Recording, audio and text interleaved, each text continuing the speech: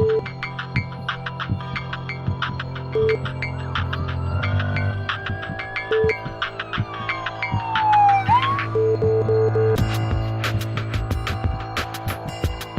buenas tardes, bienvenidos a su programa Salud TV. Estamos iniciando una semanita más, lunes 11 de junio. Todo el mundo ya nervioso por el inicio del mundial, ya cerquita, ya falta poco. Este día vamos a hablar un tema relacionado con los reyes de la casa, los señores, los hombres. Señores, hay que prevenir, hay que cuidarse. Vamos a estar hablando de cáncer de próstata. Veamos la siguiente cápsula y luego les comento quiénes me acompañan hoy.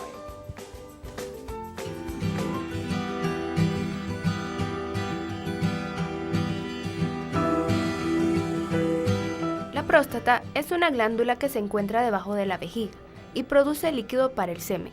El cáncer de próstata es más común en edad avanzada. En un porcentaje muy bajo se presenta en hombres menores de 40 años. Los factores de riesgo de desarrollarlo incluyen tener más de 65 años o historia familiar. Los síntomas pueden incluir problemas para orinar, como dolor, dificultad para iniciar o detener el flujo de orina, dolor en la parte baja de la espalda y al eyacular. Para diagnosticar el cáncer de próstata, su doctor podría hacer un tacto rectal para buscar algún bulto o cualquier cosa fuera de lo normal. También podría pedirle realizar un análisis de sangre, los cuales intentan detectar el cáncer antes de que usted tenga síntomas. Si los resultados son anormales, usted puede necesitar otros análisis como una ecografía, una resonancia magnética o una biopsia.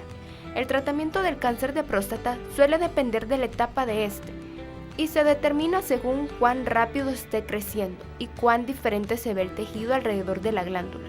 Los hombres con este tipo de cáncer tienen varias opciones de tratamiento que varían dependiendo del tipo de organismo de cada persona. Estas opciones pueden incluir solo una observación cuidadosa y vigilancia médica sin tratamiento, cirugías, radioterapia, terapia hormonal y quimioterapia. En otros casos pueden ser una combinación de estas. ¿Quieres conocer más sobre el cáncer de próstata? Quédese en sintonía de su programa Salud TV.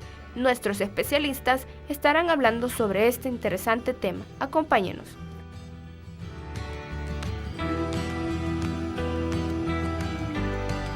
Bueno, y qué mejor mes para estar hablando del cáncer de próstata que en el mes que precisamente se celebra la concientización para prevención del cáncer de próstata, en el mes del padre también. Bueno, ¿quiénes me acompañan este día? El primero de ellos le damos la bienvenida a nuestro querido amigo patólogo, el doctor Pablo Escobar. ¿Qué tal, Pablo? ¿Cómo estamos? Muy bien, muy bien. Muchas gracias por esta nueva invitación. Un saludo a toda la teleaudiencia de Canal 21 y buen provecho en su casa si ya toman sus benditos alimentos. Bueno, gracias Pablo por siempre regalarnos tu tiempo con tan buena disposición. A la orden. También le damos la bienvenida. Este día nos acompaña especialista en urología, el doctor Gerardo Pineda. ¿Qué tal, doctor? ¿Cómo está? Pues bien, agradecido con la invitación, como usted misma lo dijo, en el mes del padre, dar la importancia de la salud masculina y sobre todo del cáncer de próstata. Definitivamente. Gracias, doctor, por acompañarnos.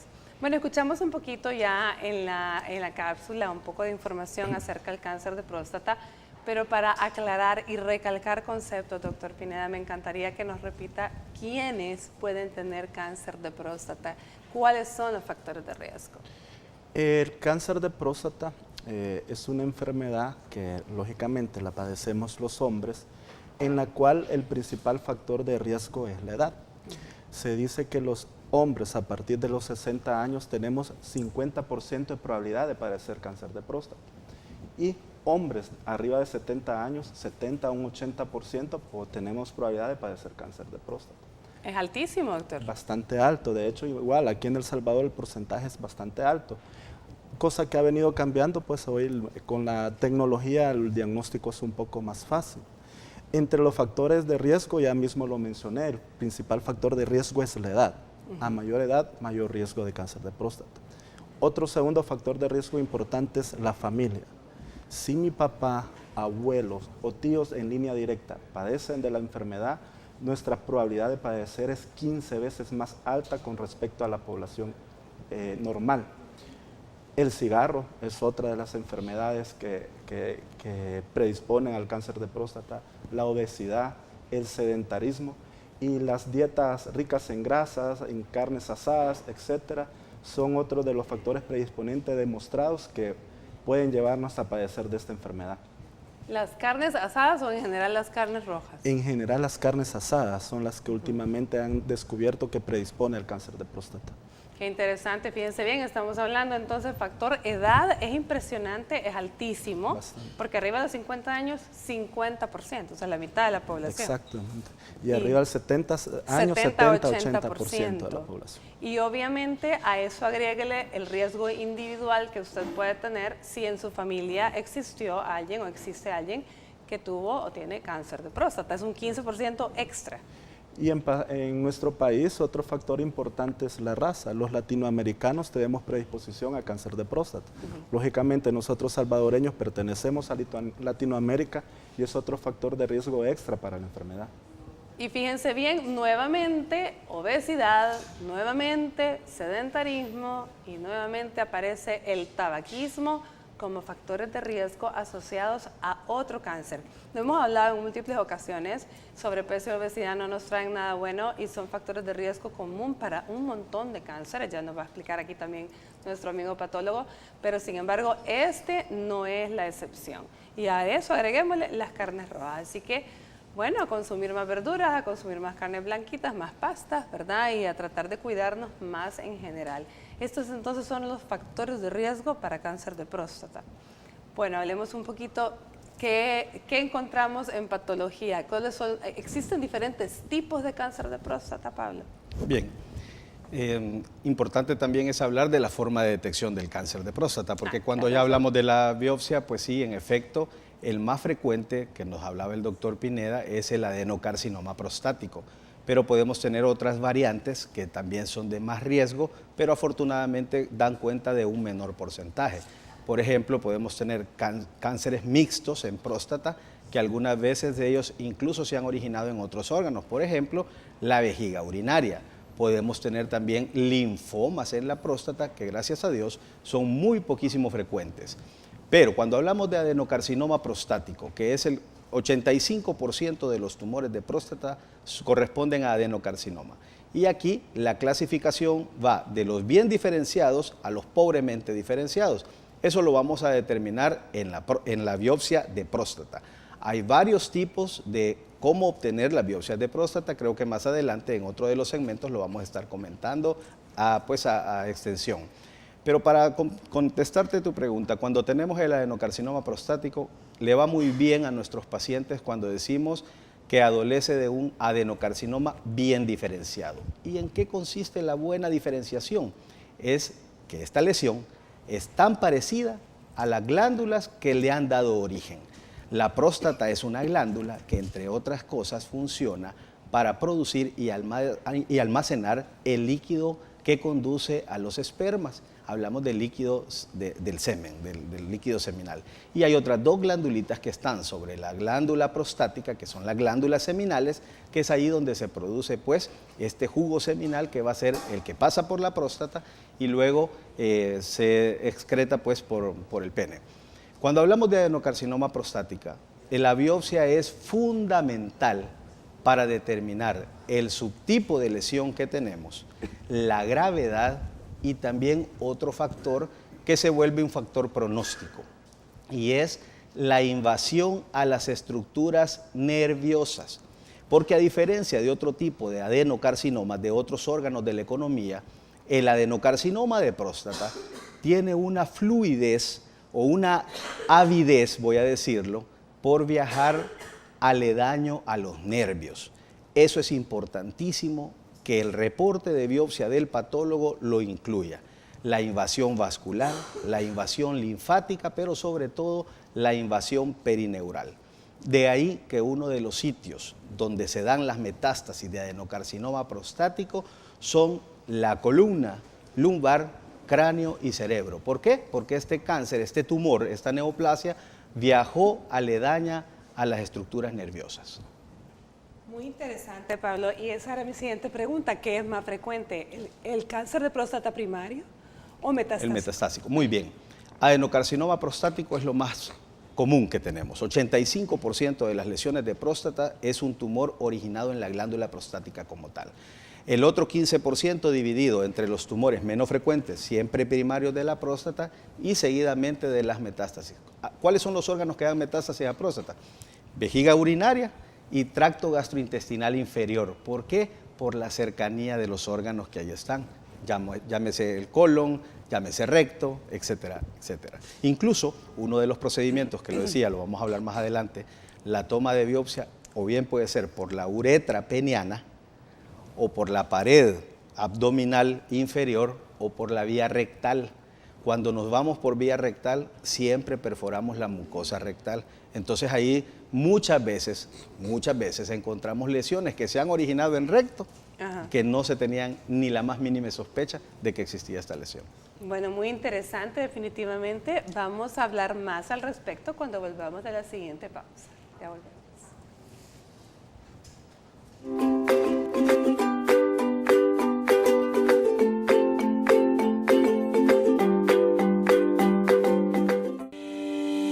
Recuerde que puede comunicarse con nosotros, hacer sus preguntas y enviar sus comentarios a través de nuestras redes sociales. Búsquenos en Facebook como Salud TV y síganos en Twitter como @SaludTVGMB.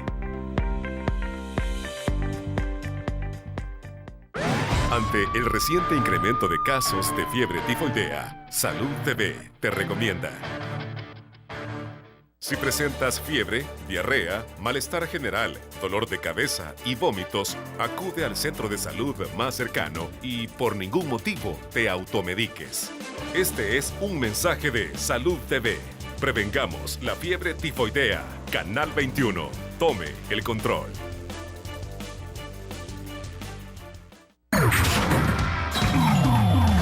Estás viendo Salud TV.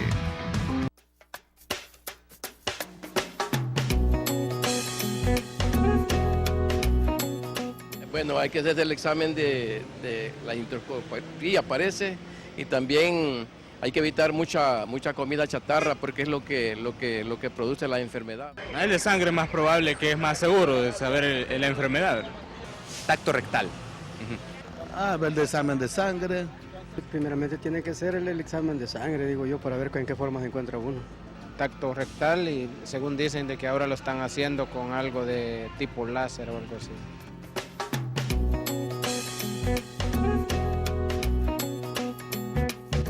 Muchísimas gracias a todos los caballeros que respondieron a nuestro sondeo. Fíjense qué interesante la pregunta, ¿cómo se detecta? ¿Y qué le parecen las respuestas, doctor Pineda? La verdad que las respuestas van un poco combinadas y un poco equivocadas a la vez, pero se nota que los hombres cada vez nos importa más la salud masculina. Ya no es como antes, que un mito, miedo, que asistir al urólogo no tengo que ir yo como hombre.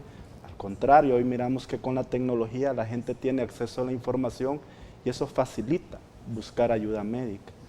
¿Por qué digo que pues, hay unos datos un poco erróneos? La creencia popular es que solo el examen de sangre es básico para diagnosticar la enfermedad. El PSA, que es el examen en sangre del antígeno prostático, debe de hacerse de rutina, idealmente a partir de los 50 años de edad. Pero va de la mano el tacto rectal. El tacto rectal es el examen físico urológico con el objetivo de buscar anormalidades en la próstata y así diagnosticar la enfermedad. ¿Por qué van de la mano? Porque alrededor del 25 al 35% de la población puede tener PSA normal y tener cáncer de próstata. Por eso es que es importante el examen físico. ¿Qué le parece? Hubo un caballero por ahí que dijo como que ya la están haciendo también por otro método, mencionó láser. El láser es una tecnología que con el tiempo se ha venido desarrollando, pero ya lo hacemos, el láser se refiere cuando hacemos un procedimiento quirúrgico, en el cual tomamos la biopsia, como dijo el doctor Escobar, a través de la uretra. Utilizamos el láser y ahí resecamos la próstata, por eso es que hay un poco de confusión. Parece que son un montón de datos combinados, un poco de datos erróneos. Solamente un chico dijo ahí el tacto rectal, pero ¿por qué el tacto rectal? Hablemos un poco de la sintomatología, qué es lo que podemos encontrar de síntomas y qué es lo que vamos a encontrar en el examen físico.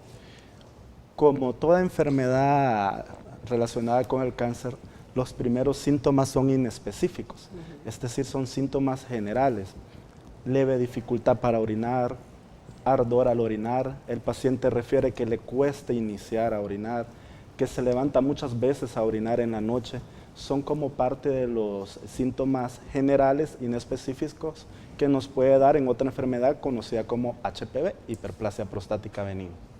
Sin embargo, ya en estadios más avanzados, el paciente se queja de hematuria, es decir, orina con sangre, dolor lumbar, es decir, cuando ya el paciente tiene metástasis a huesos, como ya lo explicó el doctor Escobar, nos puede dar dolor lumbar y problemas generales como mareos, debilidad, pérdida de peso, que ya nos denotan un poco enfermedad avanzada.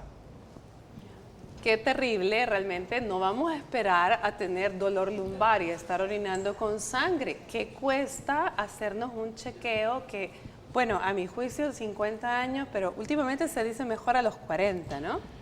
La mayoría de estudios o normas indican que arriba de los 40 años se deben de hacerse las personas cuyo padre, abuelo o tíos en primero o segundo grado han padecido de cáncer de próstata.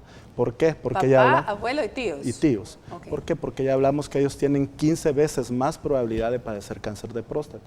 En el resto de la población general, sin ningún familiar con una enfermedad, arriba de los 50 años está perfectamente demostrado que es útil.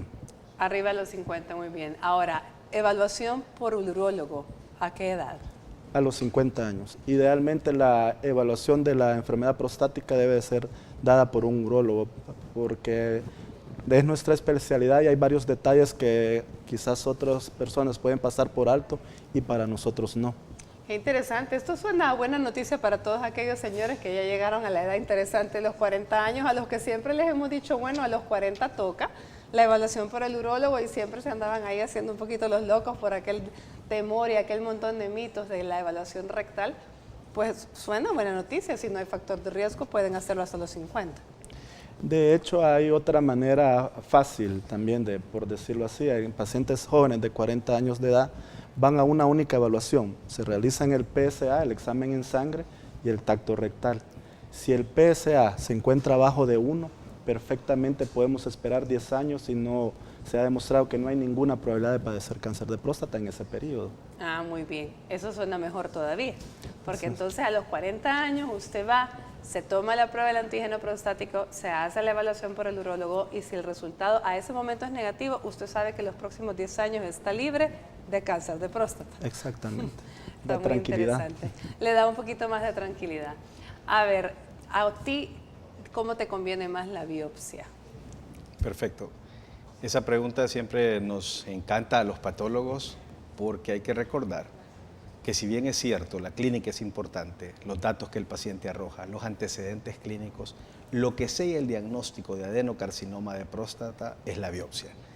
Si tenemos biopsias en cilindros, debemos de obtenerla idealmente de la zona periférica de la glándula. Creo que traemos unas imágenes para el otro segmento.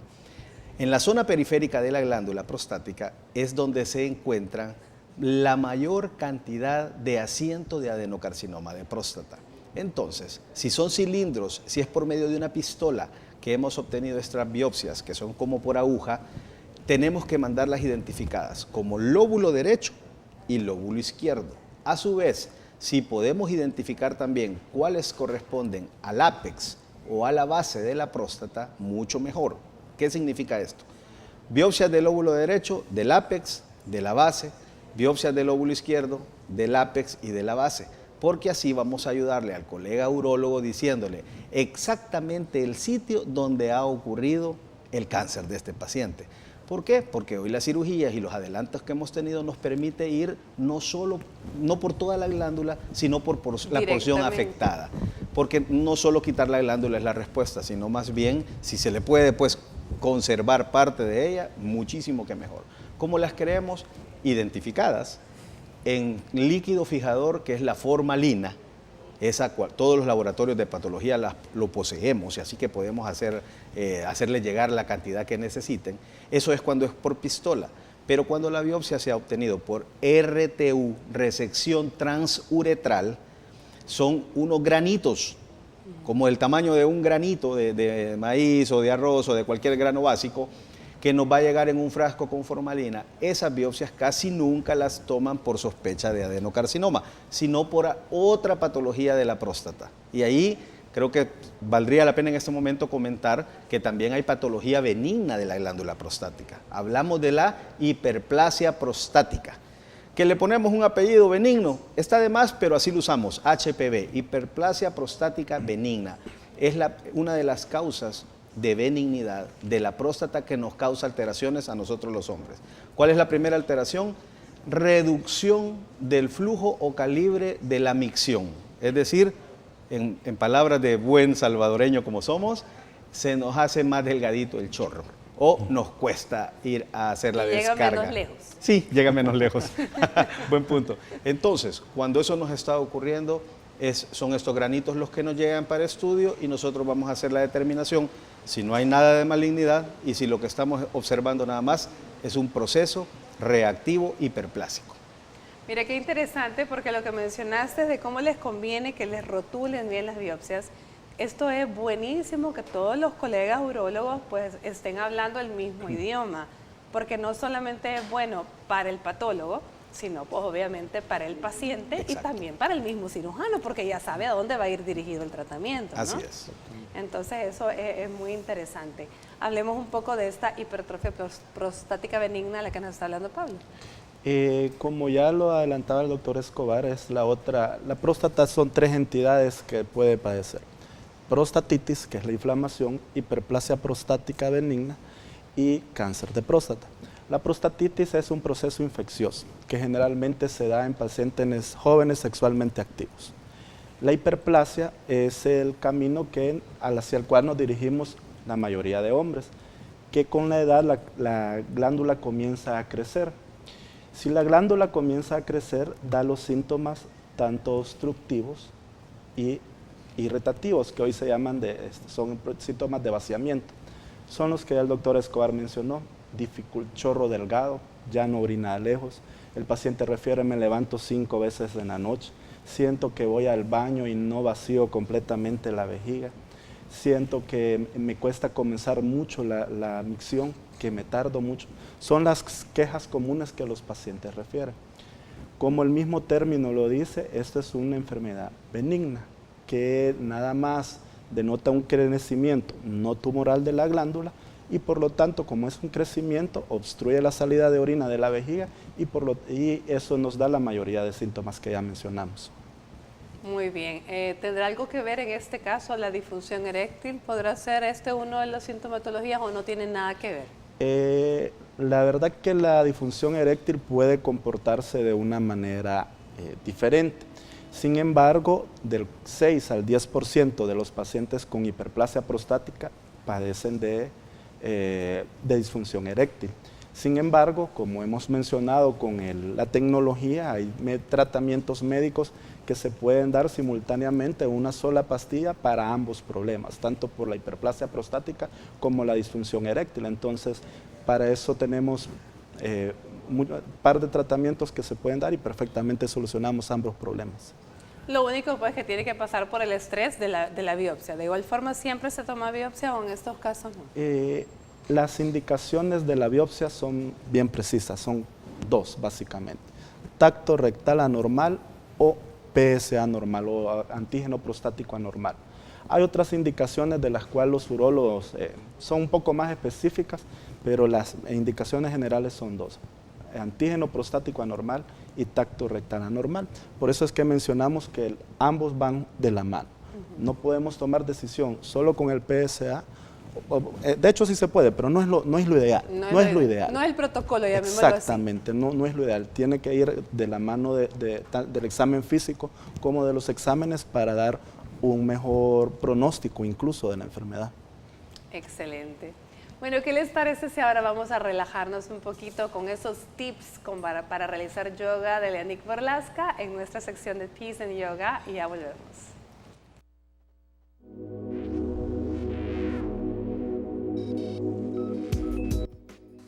Hola amigos. amigos de Salud TV, soy Lianik Borlasca y el día de hoy haremos algunas posturas de yoga que puedes integrar antes o después de tu rutina de gimnasio. Hazla y coméntanos qué tal te fue. Janu Sirsasana.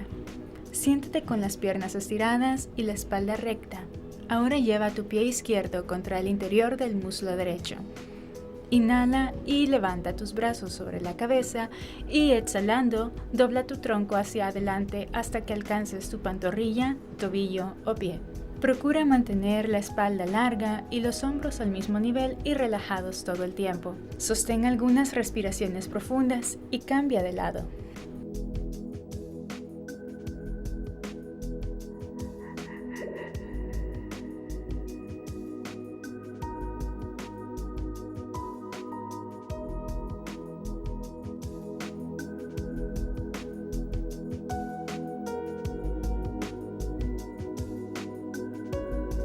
Torsión de pez.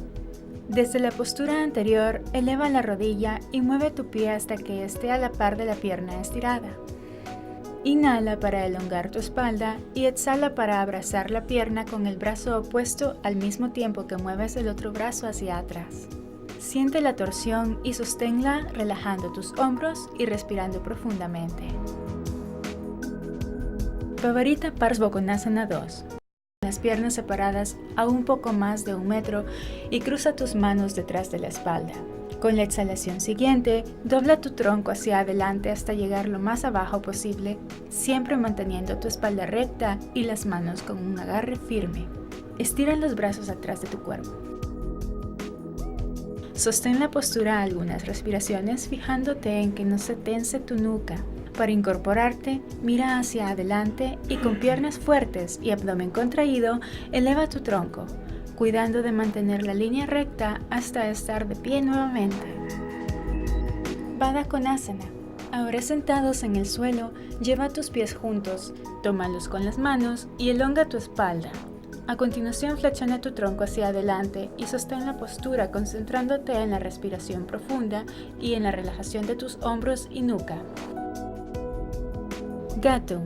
Colócate en postura de cuadrupedia, manos alineadas debajo de los hombros y rodillas alineadas abajo de la cadera. Ahora exhala al tiempo que redondeas la espalda, mueves la pelvis hacia adelante y llevas la cabeza hacia el pecho. Inhala y eleva la cabeza, saca la cadera y arquea la espalda. Repite el movimiento por lo menos 5 veces de forma lenta y coordinando siempre con la respiración. Niño. Desde la postura del gato, empújate hacia atrás hasta que tu cadera caiga sobre los pies.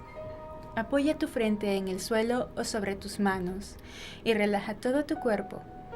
Entre más te relajes, la espalda se podrá estirar más suavemente. Para hacer esta o cualquier otra asana, es preferible que estés bajo la supervisión de un profesional certificado que te ayude a adaptarlas a tus propias necesidades. Para Salud TV soy Lianik Borlasca y esto es Bison Yoga. Namaste.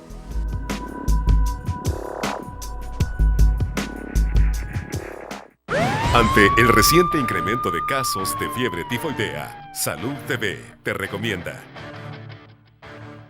asegúrate de consumir alimentos debidamente cocidos y que aún estén calientes al servirlos. Y evita la leche cruda o productos elaborados con esta. Verifica que sea pasteurizada o hervida. Este es un mensaje de Salud TV. Prevengamos la fiebre tifoidea. Canal 21. Tome el control. Estás viendo Salud TV.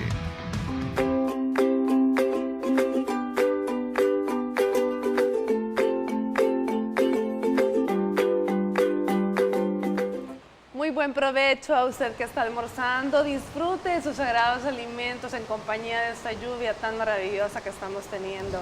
Por favor, recuerde las recomendaciones que estamos dando. Lávese las manos antes de comer, después de ir al baño, antes de preparar los alimentos. Mire que tenemos este problema actualmente, muchas diarreas y entre ellos muchos cuadros de fiebre tifoidea.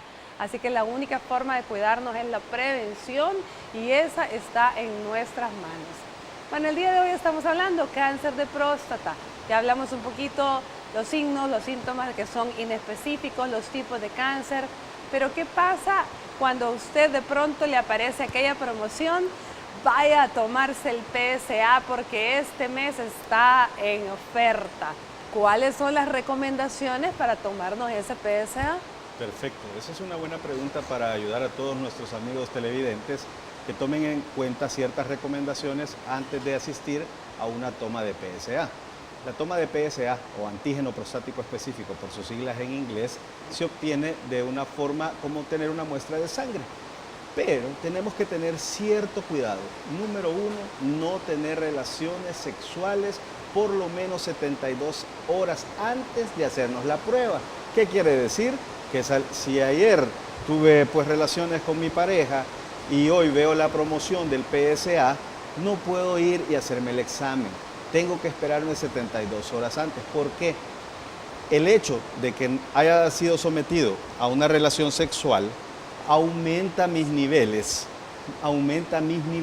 de hormonas y eso puede darme un falso negativo. Es decir, aumentarme falsamente el PSA y entrar yo en una preocupación y hacer entrar a mis médicos en una investigación ardua que al final no va a dar pues, los elementos que estamos investigando. Número 2, si yo voy a asistir también a un examen de PSA, cerciorarme de no tener ninguna infección urinaria por lo menos una semana antes, porque también las infecciones urinarias hay que recordar que hay parte de la uretra que pasa por la próstata y que entonces me va a elevar falsamente el PSA. Segunda indicación. Tercera indicación, el PSA no solo es un estudio, es la suma de 2 estudios que conllevan el PSA libre y el PSA real. Son 2 fracciones. Hay que saber interpretar, eso se lo debemos de dejar al urólogo. No porque yo ya vea mi estudio y vea un valor, esto entre comillas, elevado, yo tengo que entrar en preocupación. Es el urólogo el que me lo va a interpretar. Como es una prueba en sangre, es casi inequívoco el valor del PSA, pero la interpretación dejémoselo a los especialistas. Muchísimas gracias, Pablo. Me encanta el que estemos dando estas recomendaciones porque hoy día tenemos mucho de eso. Los laboratorios se esfuerzan por dar estas promociones para poder favorecer a la gente que pueda realizarse los diferentes exámenes, pero ya escucharon, al menos para el PSA hay recomendaciones bien estrictas y son 72 horas sin relaciones, el no haber tenido ninguna infección de vías urinarias. ¿Y la tercera, me dijiste? La tercera lo decíamos que es inequívoca porque como es una prueba que me hacen a mí, tengo que tener la certeza, pero dejar la interpretación en manos del especialista. Excelente. La tercera no es tanto recomendación para la toma. La tercera es que cuando usted tenga el resultado, no es cuestión de que, ok, aquí tengo el rango y está normal, ya no tengo que ir al urólogo. No. Tiene que ir al urólogo porque la interpretación que él le da no es la misma que usted le va a dar. Exacto. Tiene que examinarlo. Así que por favor, no quiera hacer caso omiso a la evaluación rectal y quedarse solo con el examen porque ya lo dijo, ambos especialistas, no se va a tomar decisiones en base únicamente a uno del otro. Correcto. Ciertamente. Bueno, a ver, doctor, hablemos media vez. Yo tengo el diagnóstico. Vámonos a una pausa comercial. Vamos a ir a una pausa. Al regresar, doctor, vamos a hablar sobre el tratamiento. ¿Te parece? Perfecto. Vámonos a una pausa. Ya volvemos.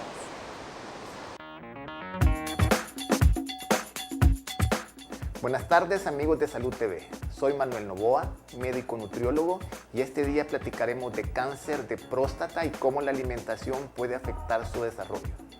El cáncer de próstata es uno de estos cánceres que puede evitarse o controlarse con una buena alimentación. 1/3 de los cánceres pueden ser modificados si tenemos una buena alimentación. Esto quiere decir, buen peso y ejercicio puede disminuir la aparición de cáncer de próstata. Algunos alimentos como vegetales rojos, tomate, berenjena, rábano, tienen ciertas sustancias que podrían disminuir la incidencia de cáncer de próstata. Alimentos como brócoli, coliflor, coles de Bruselas aumentan las defensas. Té verde, que es un muy bueno antioxidante, también puede elevarnos las defensas y finalmente soya, que es un estrógeno débil, puede ayudar a que haya menos estímulo a la próstata. Sin embargo, es necesario recordar que la alimentación o vitaminas o minerales jamás van a sustituir el tratamiento oncológico. Y si piensan modificar su alimentación, lo primero que deben de hacer es notificárselo a su oncólogo. Por el contrario, azúcares refinadas como harinas, dulces, grasas, son peligrosas porque aumentan el estímulo a desarrollar cáncer de próstata. Bueno, amigos de Salud TV, soy Manuel Novoa, su médico nutriólogo, y nos vemos en el próximo programa.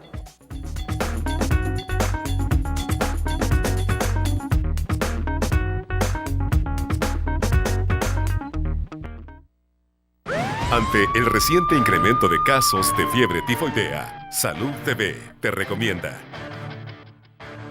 no consumas agua de dudosa procedencia. Hierve o purifica la que vas a consumir en tu hogar. Evita el hielo, a menos que estés seguro que sea hecho con agua potable. Este es un mensaje de Salud TV. Prevengamos la fiebre tifoidea. Canal 21. Tome el control.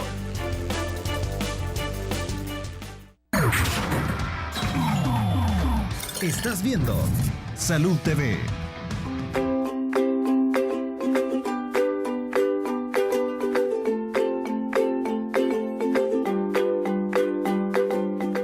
Continuamos con nuestro programa hablando de cáncer de próstata. Vamos a hablar un poquito del tratamiento antes de entrar en él más específicamente. Vamos a ver, doctor Pineda, antes de referirlo con el especialista en oncología. Ya hablamos de bastantes datos del cáncer de próstata, hoy vamos con el tratamiento. El tratamiento es muy variado, va a depender del riesgo en que se logre tipificar al paciente. Por ejemplo, si el paciente tiene una expectativa de vida mayor de 10 años y el cáncer está localizado en la glándula prostática, la cura se puede dar tanto con la cirugía, la prostatectomía radical en este caso, como también con la radioterapia. Hay resultados similares, el tratamiento ideal lo va a escoger el paciente. Sin embargo, si la enfermedad se encuentra en un estadio más avanzado o tiene un pronóstico un poquito más agresivo de la enfermedad, las modalidades terapéuticas van a variar de quimioterapia, radioterapia más quimioterapia, cirugía de rescate. Es muy variado el tratamiento a seguir. Ahorita el doctor Rodríguez pues también nos puede ayudar un poco con el tema. Bueno, muy bien, se incorpora nuestro staff este día y le agradezco infinitamente porque yo sé que ha hecho un esfuerzo enorme para estar acá, el doctor Leandro Rodríguez, especialista en oncología. ¿Qué tal, doctor? ¿Cómo está? Hola, muy buenas tardes. ¿Se mojó? Un poco, pero siempre un gusto estar acá, acompañar, participar para tratar de brindar la mejor información para nuestros queridos televidentes. Muchísimas gracias, doctor. A ver, coméntenos un poquito en relación al tratamiento del cáncer de próstata. El cáncer de próstata, como mencionaba el colega, en estadios tempranos, pues el oncólogo médico tiene la mínima intervención. La mayoría de nosotros está más en los estadios de riesgo o metastásicos. La combinación regularmente tiene tres partes del tratamiento. Tiene la parte quirúrgica, que nos ayudan los colegas de urología y oncología quirúrgica, la parte de radioterapia y la parte médica, que es la que me compete a mí. Después de certificar de riesgo a los pacientes con cáncer de próstata, uno se tiene que tomar una decisión y regularmente en conjunto de estas tres especialidades se decide después de la certificación de riesgo qué tipo de tratamiento va a tener. Quizás el estándar en un estadio temprano, como mencionaban, puede estar entre la parte quirúrgica y la parte de radioterapia, dependiendo de qué facilidad tengamos con respecto a la tecnología para tratarlo. Y la parte de cáncer de alto riesgo metastásico o un grupo que mencionamos nosotros refractario a la castración, intervenimos nosotros con una modalidad diferente de tratamiento. El cáncer metastásico, por definición, no es candidato a una cirugía con intención radical. Principalmente lo que hacemos es suprimir la hormona que hace que el cáncer de próstata crezca, llámese en el hombre la testosterona.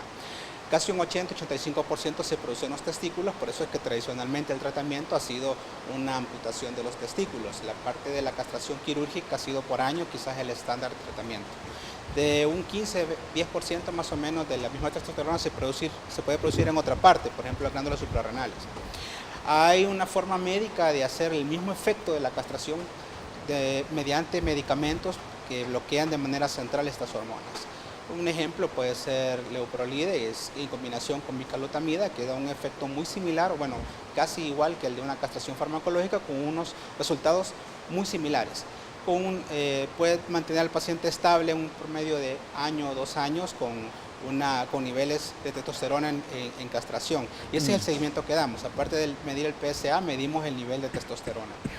Cuando el paciente se vuelve refractario a este tratamiento es que podemos intervenir nosotros con otras modalidades. Hay medicamentos específicos que podemos secuenciar después de una castración, ya sea farmacológica o quirúrgica. En determinado momento, un paciente que tiene una enfermedad localmente avanzada o metastásica, va a ser necesario otro tipo de modalidades de tratamiento. La quimioterapia queda casi que al final. Por ejemplo, un paciente con cáncer de próstata metastásico a hueso eventualmente va a necesitar tratamiento con radioterapia para controlar dolor, inhibidores de la resorción de calcio, por ejemplo ácido zoledrónico, que es uno de los armamentos médicos que utilizamos en este aspecto. Después de la refractariedad a la castración, hay medicamentos como Standing o Zytiga que nos pueden servir para secuenciar después de haber hecho la castración farmacológica. E incluso ya al final podemos ir dejando medicamentos como Cabazitaxel o Docetaxel, que son como ya lo último en la escala del manejo de tratamiento. Muy bien, bueno, es todo un protocolo a seguir y obviamente, al igual que en todos los tipos de cánceres, el pronóstico va a depender de la clasificación. Tú nos mencionabas un poco, ¿verdad, Pablo? Así es. Parte del pronóstico depende del grado de clasificación que se usa para el adenocarcinoma de próstata. Nos referimos a la clasificación de Gleason, que sigue teniendo pues su validez a la hora de hacer pronóstico. Además de otras circunstancias como son si hay o no metástasis, ya lo mencionábamos previamente, si hay o no salida de este neoplasia de la glándula como tal y si ha invadido pues órganos cercanos. La clasificación de Gleason es en grados, siendo el menor grado 2 y siendo el mayor grado 10. Esto se hace de forma histológica, midiendo cuáles son los patrones que presenta el adenocarcinoma. Entre más parecido es a las glándulas que le dieron origen, es de menor grado y de mejor pronóstico para nuestro paciente. Ahí incluimos al grado 2 como tal, al grado 3 y al grado 4. Luego tenemos 5, 6 y 7 que son de grado intermedio y más de 7, es decir, 8, 9 y 10 es ya pobre pronóstico o el carcinoma ya más agresivo que puede tener esta glándula. Muy bien, entonces el pronóstico va a depender de esa clasificación y obviamente esa clasificación va a depender de lo temprano que se ha encontrado. Así es. Ahora bien, ¿habrá algún momento en el que cuidados paliativos entren en acción, doctores? En cáncer de próstata quizás es uno de los cánceres que no es tan común el cuidado paliativo, a diferencia de lo que la mayoría de personas piensan. ¿Por qué? Si estamos hablando que son personas de 70, 80 años, muchas veces estas personas tienen otros problemas médicos, diabetes mellitus, problemas del corazón, secuelas de accidentes cerebrovasculares, que esos son como la principal causa de muerte y no en sí la enfermedad. Lógicamente, como todo cáncer, sí hay un área de cuidados paliativos, de manejo del dolor, de las otras complicaciones, que sí echamos ayuda de ellos para tratar a estas personas. Excelente. Bueno, vamos a ir a una pausa comercial, pero antes quiero que vean la siguiente cápsula. Tenemos imágenes de la ganadora de la ritmomodelación, gracias a la doctora Verónica Rodríguez, en el mes de mayo. ¿Recuerdan? Y es gracias a Salud TV. Veamos y ya volvemos.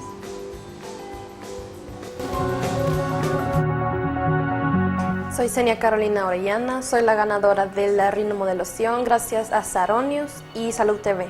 El día del procedimiento venía sumamente nerviosa, no tenía mucho conocimiento de lo que se me iba a realizar. La verdad es que fue una atención muy bonita de parte de la doctora. No dolió, no tuve ningún problema. Después de 3 días yo comencé a ver los resultados y la verdad es que sí fueron muy buenos. Ya pasaron 15 días, he venido a la revisión que me ha hecho la doctora y la verdad es que en estas 2 semanas el procedimiento superó mis expectativas. No ha sido nada más un cambio estético en mí, sino que ha aumentado mi autoestima. Estoy sumamente agradecida con Salud TV y Saronios por haberme permitido participar en la dinámica y pues estoy muy feliz de haber sido la feliz ganadora. Este día tuvimos el gusto de tener a Senia Carolina nuevamente con nosotros. Ella fue la ganadora de la rinomodelación gracias a Salud TV, Perfecta Subskin y Saronios, mi clínica. Ella vino a su control este día, para nosotros fue muy grato tenerla acá, principalmente porque logramos su expectativa, fue una expectativa alcanzada, superada, verla feliz nos hace felices y realmente ese es el objetivo de trabajar de esta manera. Se le hicieron todas sus terapias para su cutis, el cuidado de su piel y al mismo tiempo todos sus controles post-rinomodelación. Está muy contenta. Me siento realmente feliz de haber hecho feliz a una paciente. Me siento de verdad agradecida con el programa Salud TV por poder brindar esta oportunidad a más personas. Les invito a que estén siempre pendientes de nuestras redes sociales, Salud TV y Saronios by Doctora Verónica Rodríguez, para más promociones y más eventos como este. Se despide de ustedes la doctora Verónica Rodríguez, especialista en medicina estética.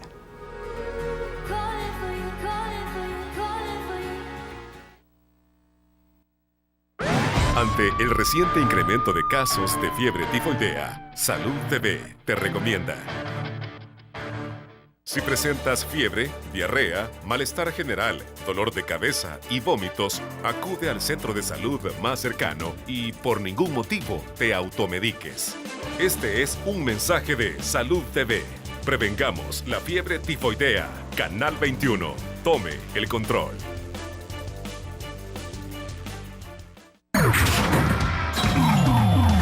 Estás viendo Salud TV.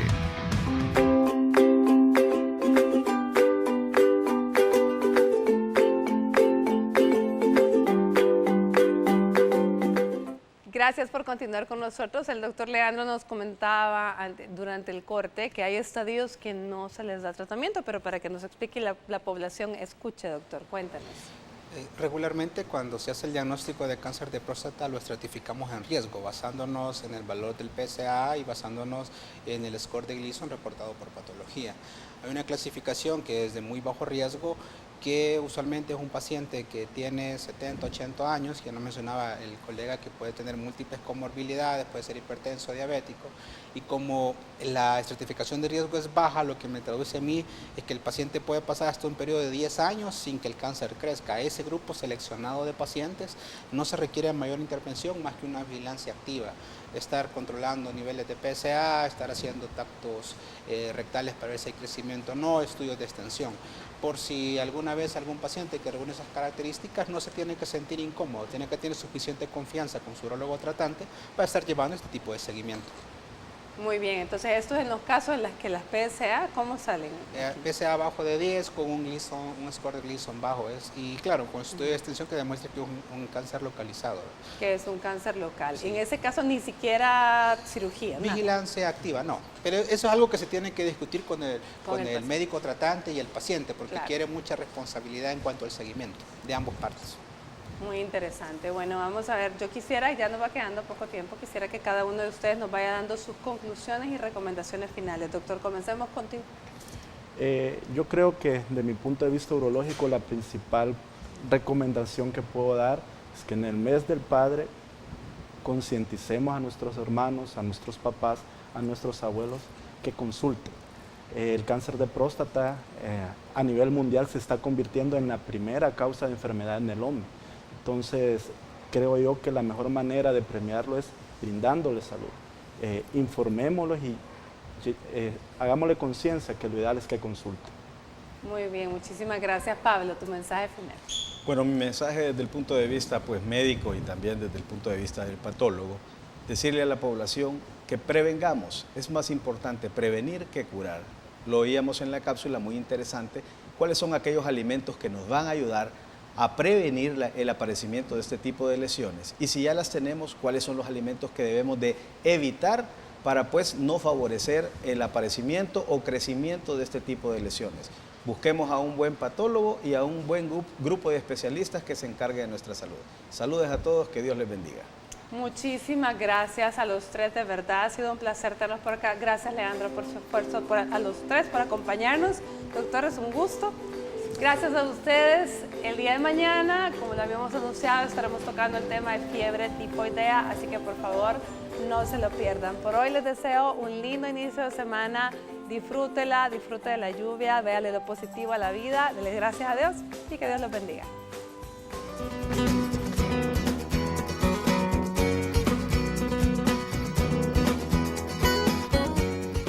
Actualmente no existe una forma de prevenir el cáncer de próstata, pero sí hay algunas acciones que pueden llevar a cabo para reducir el riesgo de padecerla. Manténgase siempre activo. No es necesario hacer una rutina de ejercicio muy agotadora para activar el metabolismo corporal. Basta con caminar a un buen ritmo o andar en bicicleta, entre 2 y 3 veces a la semana, por media hora para mantenerlo activo. La actividad física siempre será positiva en lucha contra el cáncer, porque nos ayuda a eliminar las toxinas y sustancias nocivas que están en nuestro sistema. Cuida tu dieta con grandes dosis de vitamina B. Los alimentos que lo contienen son los espárragos, el jugo de naranja, la espinaca, los frijoles y los plátanos.